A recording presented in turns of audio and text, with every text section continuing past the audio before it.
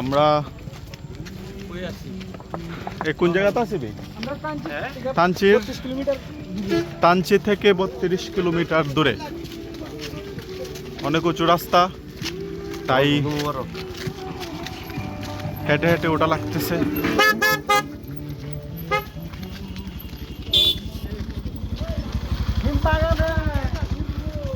এই যে ভিউ, অনেক সুন্দর ভিউ। আমরা বাসে আসতেছিলাম, তো বাস উঠতেছে না যাত্রী নিয়ে, তাই আমরা হেঁটে হেঁটে উপরে উঠতেছি। আর হচ্ছে বাস খালি আসবে উপরে।